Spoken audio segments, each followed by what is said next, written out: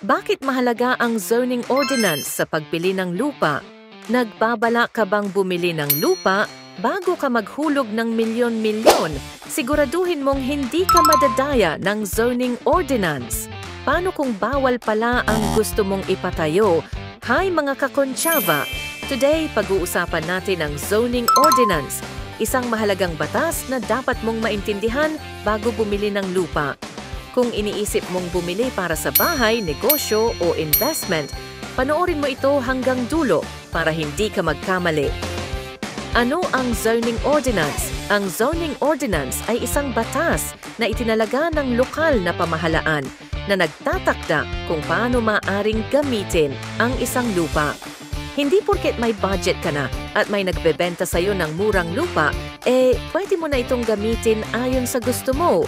Bawat lungsod o bayan ay may land use plan na hinahati ang lupa sa iba't ibang zoning classifications. Una na rito ang residential zone.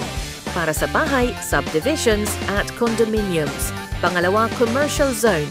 Para sa negosyo tulad ng malls, restaurants at offices. Pangatlo, industrial zone, para sa pabrika at manufacturing businesses. Pang-apat na agricultural zone, para sa pagsasaka at livestock farming.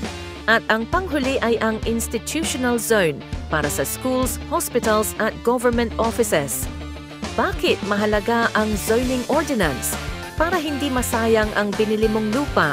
Imagine bumili ka ng lote para sa negosyo, tapos malalaman mong hindi pala commercial zone. Sayang ang investment mo. Para iwas legal issues, may mga strict zoning laws ang bawat bayan. Kung lumabag ka, maaring ipasara ang negosyo mo o mapilitang ibenta ang lupa para maiwasan ang health and safety risks. Halimbawa, bumili ka ng residential lot malapit sa industrial zone. Baka maapektuhan ka ng polusyon, ingay o traffic na hindi mo inaasahan. Paano malalaman ang zoning ng isang lupa? Step 1. Pumunta sa City Municipal Planning Office para alamin ang zoning classification ng lupa. Step 2.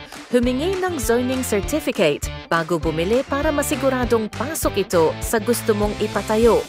Step 3. Kumonsulta sa real estate broker o lawyer para maiwasan ang zoning violations at legal issues. Huwag magpapabudol sa murang lupa nang hindi mo na chine-check ang zoning ordinance. Baka bumili ka ng residential lot tapos hindi mo pala magamit sa negosyo mo. Para iwas problema, lagi mo nang magtanong bago bumili. May tanong ka pa tungkol sa zoning laws? Comment down below!